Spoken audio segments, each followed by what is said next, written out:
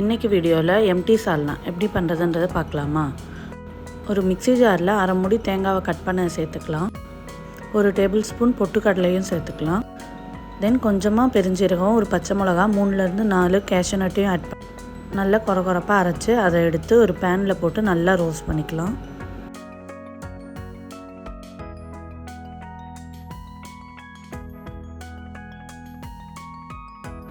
நல்லா ரோஸ்ட் ஆகி golden brown ஆகணும்.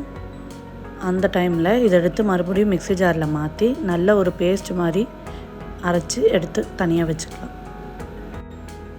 ஒரு பேனில் கொஞ்சமாக எண்ணெய் ஊற்றி பட்டை, ஒரு கிராம்பு, 1/2 டீஸ்பூன் சீரகம், 1/2 டீஸ்பூன் பெருஞ்சீரகம் ஆட் பண்ணி, ஒரு அன்னாச்சி பூ, ஒரு கல்பாசி, தென் ஒரு பட்டை இலையும் ஆட் பண்ணி நல்லா ரோஸ்ட் பண்ணி, இது நல்லா ரோஸ்ட் ஆன உடனே நல்லா ஃபைனாக ஸ்லைஸ் பண்ணி வச்சுருக்க 2 ஆனியனையும் இதில் ஆட் பண்ணி நல்லா வதக்கி விட்டுக்கலாம். இது கூடவே ஒரு பச்சை மிளகாவை சின்ன சின்ன துண்டாக கட் பண்ணி போட்டு நல்லா வதக்கிக்கலாம். இந்த ஸ்டேஜில் 2 டேபிள் ஸ்பூன் இஞ்சி பூண்டு பேஸ்ட்டையும் ஆட் பண்ணிக்கலாம். இப்போது இஞ்சி பூண்டு பேஸ்ட்டோட பச்சை ஸ்மெல்லு போகிற வரை நல்லா வதக்கி விட்டுக்கலாம். இது கூடவே ஒரு டீஸ்பூன் மஞ்சள் தூள், 1 டீஸ்பூன் மிளகா, 1/2 teaspoon pepper powder, 1/2 teaspoon chicken masala, கொஞ்சமாக கரம் மசாலா, 1 டேபிள் ஸ்பூன் உப்பு, இது எல்லாத்தையும் நல்லா மிக்ஸ் பண்ணிக்கலாம்.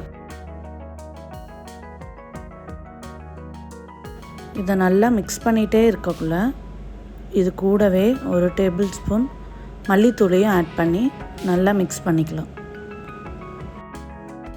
இப்போ ஆட் பண்ண இன்க்ரீடியன்ட்ஸ் எல்லாத்தோட பச்சை மசாலா ஸ்மெல் போகிற வரை நல்லா வதக்கி விட்டுக்கலாம்.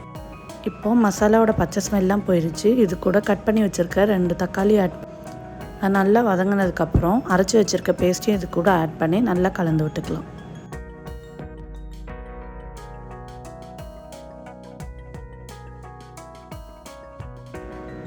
இது கூட உங்கள் தேவைக்கேற்ப தண்ணியும் ஆட் பண்ணிக்கலாம். இப்போது இது கூட 1 டேபிள் ஸ்பூன் குழம்பு மிளகாத்தூளையும் ஆட் பண்ணி நல்லா கலந்து விட்டுக்கலாம். தென் ஒரு லிட் போட்டு க்ளோஸ் பண்ணி 10 to 15 மினிட்ஸ் நல்லா பாயில் ஆகட்டும்.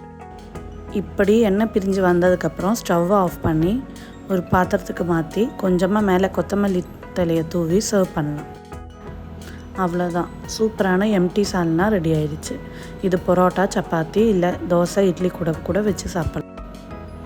வீடியோ பிடிச்சிருந்தா லைக் பண்ணி சப்ஸ்கிரைப் பண்ணுங்கள். தேங்க்யூ.